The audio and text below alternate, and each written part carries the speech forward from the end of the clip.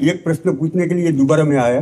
पहली दफा आपकी तबीयत कुछ नादुरुस्त थी, तो गौ माता इतनी पूजनीय है, ठाकुर जी ने पूजा की, माता जी ने पूजा की उसकी, तो कोई भेड़ बकरी ऊंट गद्दा कुछ आवारा दिखता नहीं है।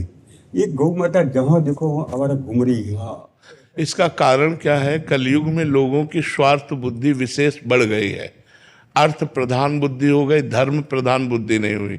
धर्म का ह्रास होने के कारण जो हमारा धर्म का मूर्तिमान स्वरूप गौ है, उसका तिरस्कार हो रहा है। आप संत बड़े बड़े महापुरुषों ने बड़ी बड़ी गौशालाएं खोल करके आदरपूर्वक गौओं की सेवा कर रहे हैं। आज वासना, धन की वासना, भोगों की बढ़ गई, धर्म की हट गई, इसलिए अब घरों में भैंस रखते हैं क्योंकि महंगा दूध जाता है।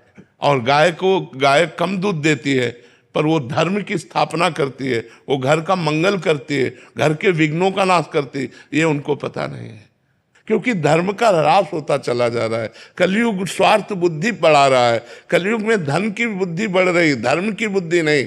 जबकि हमारे पुरुषार्थ में पहले धर्म है, फिर अर्थ है, फिर काम है, फिर मोक्ष है। लेकिन लोग धर्म का त्याग करके अर्थ की प्राप्ति और कामना की पूर्ति में लगे हैं। धर्म और मोक्ष दोनों का त्याग हो गया है, क्योंकि गौ सेवा मोक्ष की भी प्राप्ति का हेतु है। क्योंकि स्वयं भगवान श्री कृष्ण ने परब्रह्म परमात्मा होते हुए भी गौएं चराई, गौओं की सेवा की। गौओं का दुग्ध जो है वो हमारे हविष्यान्न में आता है, यज्ञ की पूर्ति होती है, देवता प्रसन्न होते हैं और सारे विघ्नों का नाश होता है। स्वयं भगवान के श्री अंगों में गौ का गोबर लगाकर और गौ की पूंछ से निर्विघ्नता का प्रमाण दिया जाता था। तो ये गृहस्थ लोग जो आज दुखी अशांत, भाई भाई में झगड़ा, पूरे घर में अशांति छाई, उसका कारण यही है, धर्म का लोप हो जाना। अगर एक गाय, एक बछड़ा, आंगन में बछड़ा कूद रहा है और गाय के गोबर से लिपा हुआ आंगन है और गौ के दूध से भगवान का भोग लग रहा है, तो सारे विघ्न नष्ट हो रहे हैं।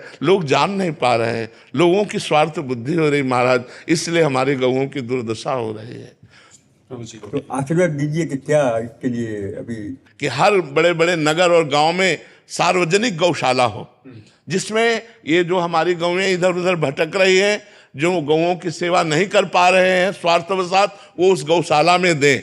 और उस गौशाला में 10-5 लोग मिल करके अर्थव्यवस्था ऐसी करें कि जो बूढ़ी गायें हैं, जो दूध नहीं देती, जो साँड़ हैं, जिनका प्रयोग इस समय नहीं हो रहा है। पहले था कि बैलों से जुताई होती थी, अब ट्रैक्टर की जुताई होती है, इसलिए जो नंदी हैं उनका अपमान हो रहा है, नंदियों को ऐसे छोड़ा जा रहा है। तो उनको सब गौशाला में सुरक्षित रखा जाए, जिससे दूसरों को जो कष्ट हो रहा है, दूसरों को भी कष्ट हो रहा है। गाय ऐसे अन्ना छोड़ दी जा रही हैं जिनको भोजन का कष्ट है, और वो रोष में आकर के लोगों को फिर दंड देती है।